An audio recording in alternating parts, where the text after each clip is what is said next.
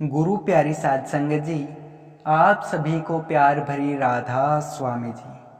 प्यारी साध संगत जी, चलिए हम अपने महाग्रंथ को कंटिन्यू करते हैं और आज का अपना विषय है ध्यान में बैठना है तो मेरे मास्टर के साथ बैठो।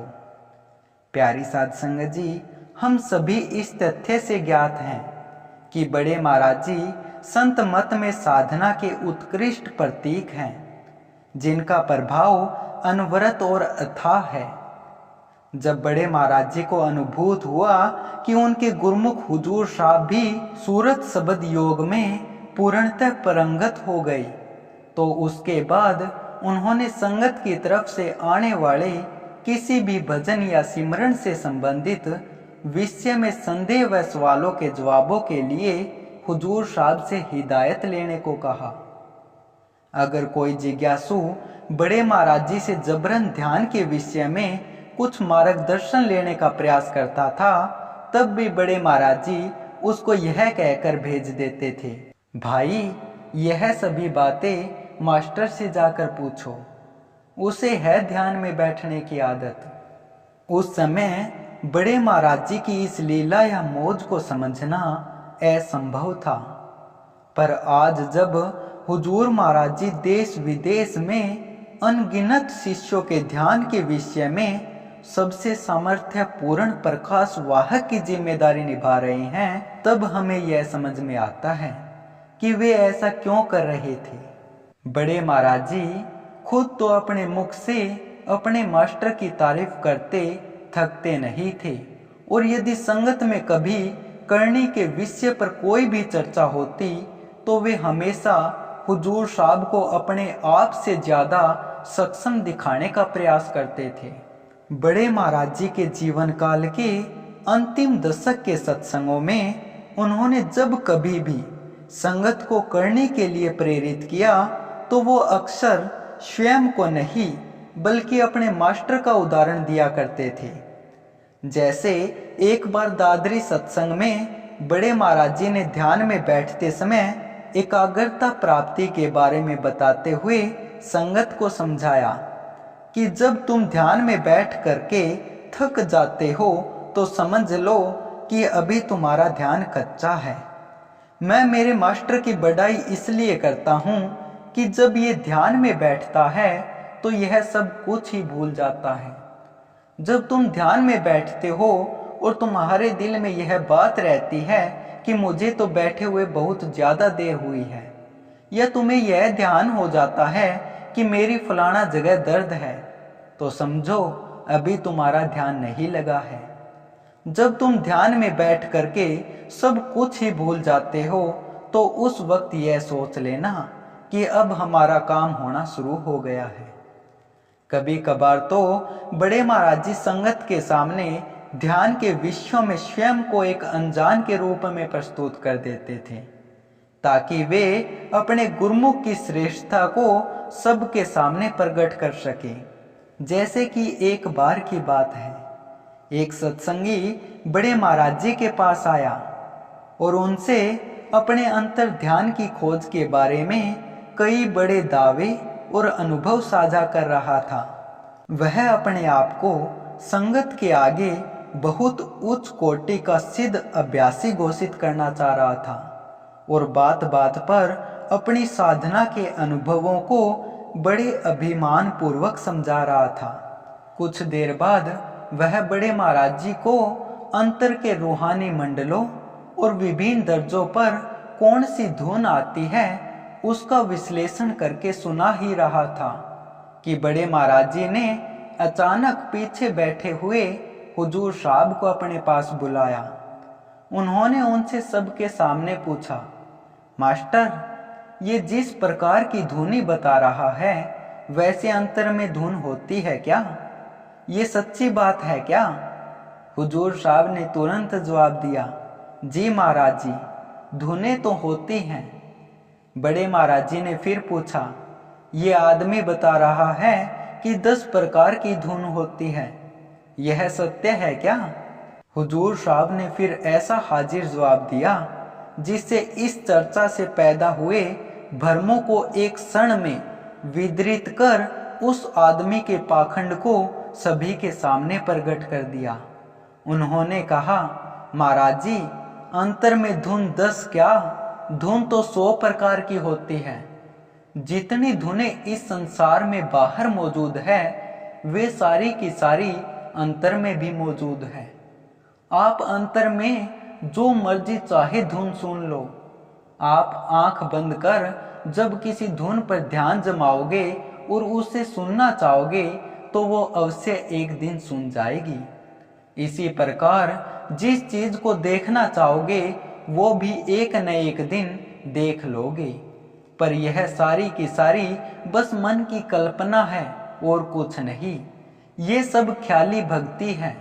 आप अपने दिमाग को जिस चीज का ख्याल दोगे वो उसी को आपके सामने लाकर रख देगा, क्योंकि इंसान का मस्तिष्क बना ही इस तरह का है। भरी संगत की सभा में हुजूर महाराज जी के इस जवाब ने सभी के भ्रम मिटा दिए और जो सत्संगी बड़े महाराज जी से काफी देर से चर्चा करने में लगा हुआ था उसको भी तुरंत शांत कर दिया। आए हुए व्यक्ति ने चुप्पी साधकर वहां से जल्द चले जाने में अपनी भलाई समझी, क्योंकि उसे आभास हो गया था कि यदि वह अपनी बात की सफाई देने या फिर अन्य जानकारी साझा करता तो हुजूर साहब के तर्क युक्त विचार से उसकी पोल खुल जाती। हुजूर साहब का दिया हुआ जवाब पहले से ही सिद्ध कर चुका था कि हुजूर साहब ध्यान अभ्यास के अनुभवी व्यक्ति हैं और उनके सामने ध्यान से संबंधित किसी भी तथ्य पर झूठ या बनावटी बात तुरंत पकड़ी जाएगी। बड़े महाराज जी इस बात से भली भांति अवगत थे कि हुजूर साहब ने रूहानी साधना में उच्च सिद्धि प्राप्त कर रखी है। उनका ज्ञान किसी पोथी कागजों से अर्जित नहीं बल्कि स्वयं का कमाया हुआ अनुभव ज्ञान है। इसलिए वे हमेशा किसी भी ध्यान संबंधित विषयों पर हमेशा हुजूर साहब से सलाह व विचार विमर्श जरूर करते थे। रूहानी भक्ति चाहे दुनिया के किसी कोने में छिप कर करो, वह स्वयं ही सबके सामने प्रकट हो जाती है। भक्तों को अपनी साधना के लिए किसी को सर्टिफिकेट दिखाने की आवश्यकता नहीं होती। उनकी करनी तो उनके चेहरे से, उनकी बोलचाल में, उनकी रहनी और उनके कर्मों में साफ झलक जाती है। उनके सामने जाते ही उनके द्वारा कमाई गई पवित्र रूहानी ताकत सामने वाले व्यक्ति पर अपना प्रभाव डालना शुरू कर देती है। उनके हृदय में इतनी पवित्रता आ जाती है कि उनके मुख से केवल सत्य वाणी ही निकलती है और यदि हाजिर में वे बातें अगर सत्य न प्रतीत होती हो तो उनके प्रताप से आगे चलकर वे स्वयं सत्य में बदल जाती है। बड़े महाराज जी के संग के कारण और स्वयं के द्वारा की गई प्रचंड गुरु भक्ति एवं साधना से हुजूर साहब का हृदय पवित्रता से परिपूर्ण होकर दमक उठा था। उनमें शब्द की धार प्रकट होने में देर नहीं लगी। आश्रम में रहने वाले सेवादारों को धीरे धीरे हुजूर साहब की रूहानी करनी और उससे अर्जित शक्तियां प्रत्यक्ष रूप में दिखने लगी। हुजूर साहब जो भी बात बोलते थे वह सच हो जाती थी। जिस किसी को भी सलाह देते थे वो उसके लिए फलीभूत हो जाती। धीरे धीरे लोग भी आकर उनसे अपने हर काम के लिए सलाह लेने लग गए। हुजूर साहब उन्हें पहले ही बता दिया करते थे कि किस काम में उनको नुकसान होगा और किस काम के करने से उनको लाभ। इनकी अर्जित शक्तियों का प्रमाण खुद बड़े महाराज जी ने संगत के समक्ष रखा। जैसे कैसेट संख्या 131 में फरवरी 1994 के सत्संग में बड़े महाराज जी ने हुजूर साहब द्वारा अत्यधिक भजन से अर्जित शक्तियों की उद्घोषणा करते हुए कहा, यह मास्टर मानता नहीं है। यह किसी के भी भूत भविष्य और वर्तमान की बातें बता देता है। मैं इसको हमेशा कहता हूँ कि इन रिद्धियों सीधियों के चक्कर में मत फंस। यह नहीं मानता है। हुजूर साहब की करनी पर बड़े महाराज जी को अत्यंत गर्व महसूस होता था। अपने अतुलनीय और समर्पित शिष्य के प्रति आध्यात्मिक गर्व जताते हुए जब बड़े महाराज जी संगत के समक्ष उनके गुणों की प्रशंसा करते थे तो उनका हृदय अनंत आनंद से भर जाता था। वे अक्सर कहते थे, मेरे पास जो गुरमुख है वैसा किसी के पास नहीं। अगर संगत में कोई हुजूर साहब की करने को कम आंकने की सोचता था तो बड़े महाराज जी तुरंत उसे जवाब दे देते थे। वे कहते थे, ध्यान तो भाई मास्टर का लगता है, और अगर मास्टर का ही ध्यान नहीं लगता तो दुनिया में किसी का भी नहीं लगता।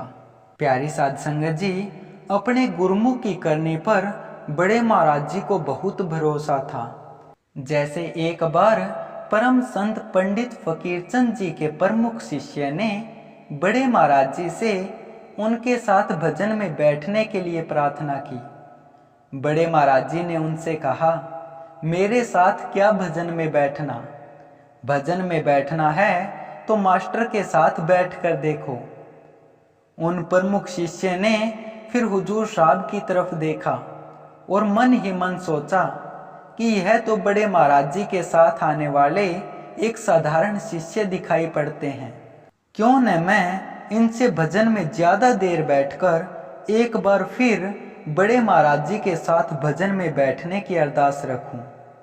उन्हें क्या पता था कि हुजूर साहब किताबों और ग्रंथों में 2-2.5 घंटे ध्यान में बैठने वाली हिदायत को अमल करने वाले साधक नहीं, बल्कि सारी सारी रात तक समाधि में लीन रहने वाले अभ्यासी हैं। उस रात वे पूर्ण आत्मविश्वास के साथ हुजूर साहब के पास गए और उनके संग एक कमरे में ध्यान लगाने के मुकाबले में बैठ गई। उन्होंने अपनी तरफ से पूरा जोर लगाकर पूरे 2 घंटे बाद जब ध्यान से उठे तो उन्होंने देखा कि हुजूर साहब तो उनके सामने अभी भी ध्यान समाधि में आसन लगाकर बैठे हैं। उन्होंने घड़ी की तरफ समय देखा और दोबारा ध्यान में बैठ गई। वह जब पुनः आधा पौने घंटे बाद ध्यान से उठे तो उन्होंने एक बार हुजूर साहब को आनंद में उसी अवस्था में अचल बैठे हुए पाया।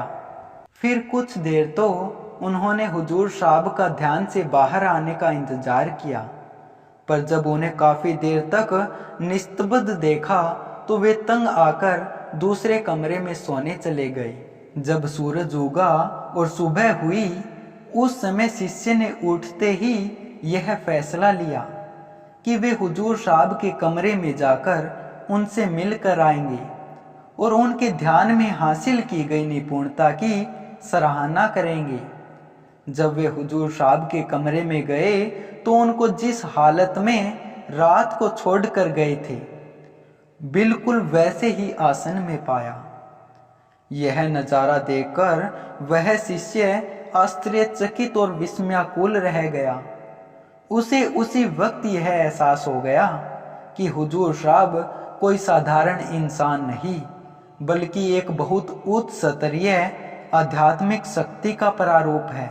वे इतने हैरान हुए कि यह किस्सा उन्होंने खुद जाकर बड़े महाराज जी को बताया और उनसे जाकर कहा, महाराज जी, यह आपके ही प्रताप का परिणाम है कि मास्टर जी इतनी देर तक ध्यान में बैठ पाते हैं, नहीं तो सामान्य व्यक्ति के लिए इतनी देर तक भजन में बैठ पाना सच में असंभव है। प्यारी साध संगत जी, कल फिर यहीं से हम अपने महाग्रंथ को कंटिन्यू करेंगे। तब तक आप सभी को प्यार भरी राधा स्वामी जी।